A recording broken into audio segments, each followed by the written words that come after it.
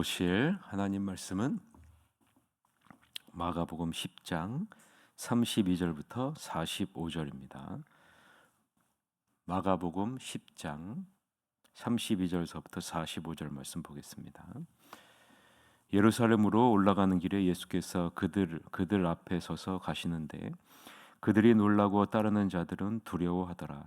이에 다시 12제자를 데리시고 자기가 당할 일을 말씀하여 이르시되 보라, 우리가 예루살렘에 올라가노니 인자가 대제사장들과 서기관들에게 넘겨짐에 그들이 죽이기로 결의하고 이방인들에게 넘겨주겠고 그들은 능욕하며 침뱉으며 채찍질하고 죽일 것이나 그는 3일 만에 살아나리라 하시니라.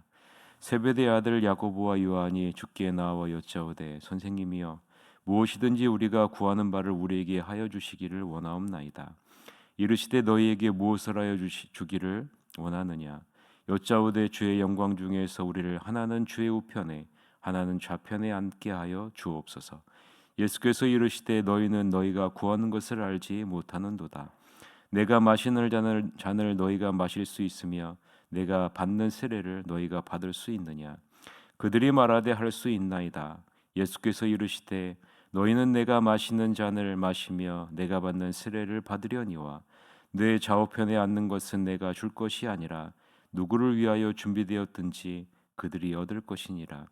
열 제자가 듣고 야고보와 요한에 대하여 화를 내거늘 예수께서 불러다가 이르시되 이방인의 집권자들이 그들을 임의로 주관하고 그 구관들이 그들에게 권세를 부리는 줄을 너희가 알거니와 너희 중에는 그렇지 않을지니 너희 중에 누구든지 크고자 하는 자는 너희를 섬기는 자가 되고 너희 중에 누구든지 으뜸이 되고자 하는 자는 모든 사람의 종이 되어야 하리라. 인자가 온 것은 섬김을 받으려 함이 아니라 도리어 섬기려 하고 자기 목숨을 많은 사람의 대속물로 주려 함이니라. 아멘. 오늘은 보상이 없어도 예수님의 마음으로 섬기라 라는 제목으로 하나님 말씀을 보겠습니다. 예수님은 예루살렘으로 올라가는 길에 세 번째로 자신이 당할 순환과 고난, 십자가에서의 죽음과 부활에 대해서 말씀하십니다. 예수님은 처음으로 자신이 사명을 완수할 목적지가 예루살렘이다 라고 처음 밝히는 장면이 오늘 본문의 말씀입니다. 여러분, 32절에 나오는 이 예수님의 모습을 여러분 나중에 시간을 좀 갖고 깊이 묵상해 보시길 바랍니다. 32절에서부터 34절 같이 한번 읽어볼까요? 예루살렘으로 올라가는 길에 예수께서 그들 앞에 서서 가시는데 그들이 놀라고 따르는 자들은 두려워하더라. 이에 다시 12제자를 데리시고 자기가 당할 일을 말씀하여 이르시되 보라, 우리가 예루살렘으로 올라가노니 인자가 대제사장들과 서기관들에게 넘겨짐에 그들이 죽이기로 결의하고 이방인들에게 넘겨주겠고 그들은 능욕하며 침뱉으며 채찍질하고 죽일 것이나 그는 3일 만에 살아나리라 하시니라 라고 말씀합니다. 예수님은 자신을 따르는 제자들을 앞에 서서 가신다라고 말씀하고 있죠. 그런데 뒤따르는 제자들은 겁에 질려 두려움 가운데 있습니다. 제자들이 예수님의 어떤 모습을 보았기에 두려움 가운데 떨며 가고 있을까요? 예수님이 어떤 모습을 보고 이렇게 제자들이 두려움 가운데 있을까요? 반드시 하나님의 뜻을 행하겠다는 굳은 결심으로 걸어가는 예수님의 결연한 모습에 두려워하고 있는 것 아니겠습니까? 예수님은 순환과 고난 그리고 임박한 죽음을 의식하면서 얼굴을 부싯돌같이 굳게 한 여호와의 종과 같이 최종 장소인 예루살렘을 향해 결연히 지금 한 걸음 한 걸음을 떼고 있는 겁니다.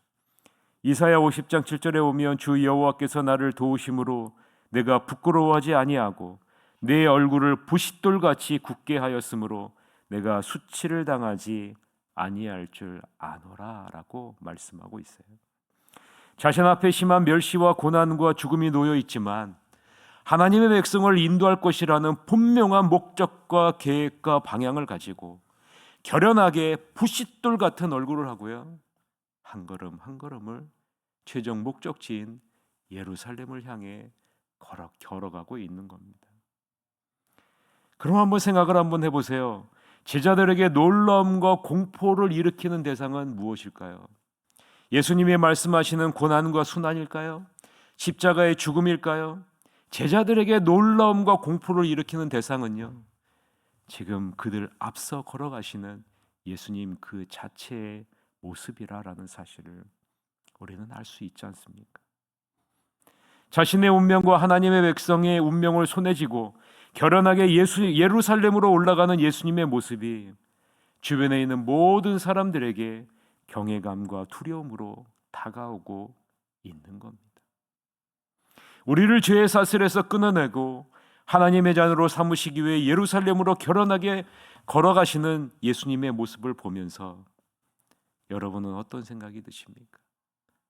우리를 죄의 사실에서 끊어내시려고, 우리를 영원한 죽음에서, 영원한 저주에서 끊어내시려고 결연하게 부싯돌 같은 얼굴을 하고 예루살렘을 향해 한 걸음 한 걸음 걸어가시는 이 예수님의 모습을 여러분 보시면서 여러분 어떤 생각이 드십니까?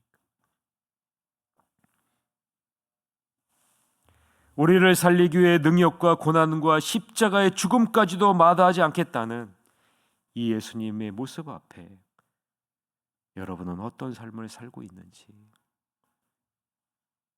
이 새벽에 돌아보시길 바랍니다. 나는 어떤 삶을 살고 있는가? 오늘 본문에 나오는 제자들과 같이 예수님께서 영광을 얻으실 때 자신들이 예수님의 좌우편에 앉게 해달라는 그러한 모습의 삶을 우리는 살고 있지는 않습니까? 이 땅만 바라보면서 이 땅에서의 평안과 안정을 구하는 삶을 추구하고 있지는 않습니까? 35절에서부터 37절 같이 읽어봅시다. 세베대의 아들 야고보와 요한이 주께 나와 여짜오되 선생님이여 무엇이든지 우리가 구하는 바를 우리에게 하여 주시기를 원하옵나이다. 이르시되 너희에게 무엇을 하여 주기를 원하느냐? 여짜오되 주의 영광 중에서 우리를 하나는 주의 우편에 하나는 좌편에 앉게 하여 주옵소서.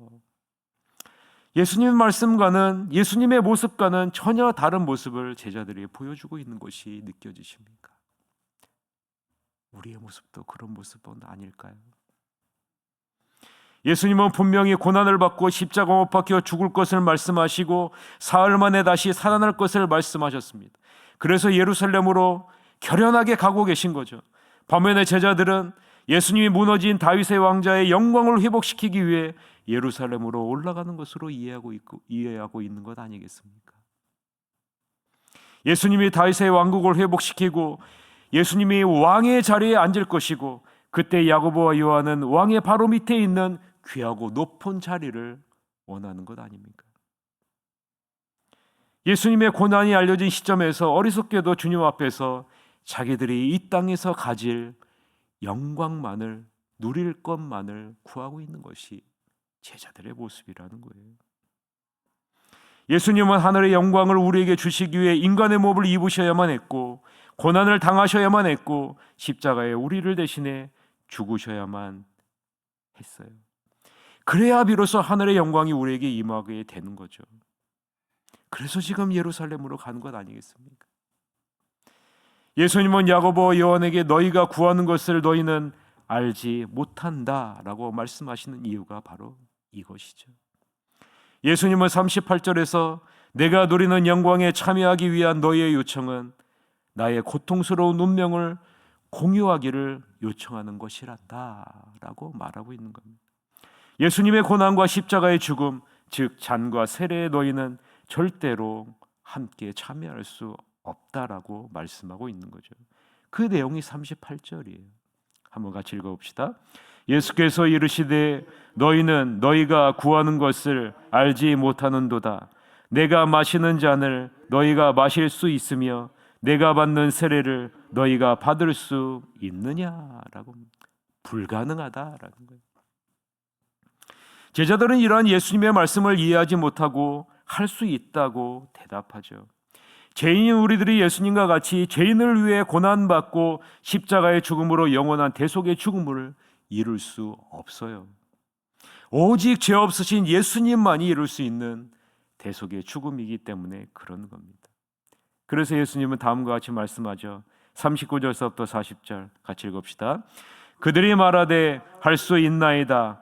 예수께서 이르시되 너희는 내가 마시는 잔을 마시며 내가 받는 세례를 받으려니와 내 좌우편에 앉는 것은 내가 줄 것이 아니라 누구를 위하여 준비되었든지 그들이 얻을 것이니라 라고 얘기를 합니다. 여러분, 예수님의 말씀의 의미를 분명하게 알고 있어야 됩니다.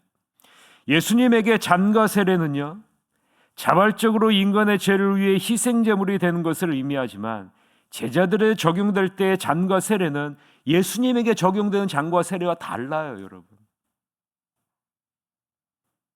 제자들에게 적용될 때의 잔과 세례는 예수님의 고난에 도덕적으로 참여하는 것이 되는 겁니다. 예수님과 잔을 나눈다는 것은 예수님의 운명을 함께하는 운명 공동체가 된다라는 그러한 말의 의미라는 거예요. 지금 예수님이 마시는 잔과 세례를 받는다는 것이 아니에요. 예수님과 함께 운명 공동체가 된다라는 말이죠. 야고보와 요한이 예수님의 고난에 동참하게 될 운명을 함께 나누게 될 것이다 라는 말이에요. 예수님과 같은 운명 공동체, 죽은 영혼을 살리기 위해 희생과 고난도 맞이하지 않는 사명을 감당하는 자가 될 것이다 라는 말입니다. 그때 너희가 얻게 될 영광을 깨닫게 될 것이라 라고 예수님이 말씀하시는 것 아니겠습니까? 여러분, 우리는 예수님과 함께하는 운명 공동체임을 믿으시기를 바랍니다. 예수님의 운명 공동체예요. 베드로전서 4장 13절서부터 14절을 보면 오히려 너희가 그리스도의 고난에 참여하는 것으로 즐거워하라. 이는 그의 영광을 나타내실 때 너희로 즐거워하고 기뻐하게 하려 함이라. 너희가 그리스도의 이름으로 치욕을 당하면 복 있는 자로다. 영광의 영 곧 하나님의 영이 너희 위에 계심이니라 라고 말씀하죠. 베드로가 뭐라고 얘기합니까? 너희가 그리스도의 고난에 참여하는 운명 공동체이다. 그러므로 즐거워하라 라고 이야기를 하죠. 왜요? 예수님이 누릴 그 영광을 우리도 함께 누리는 운명 공동체이기 때문에 그런 것이죠.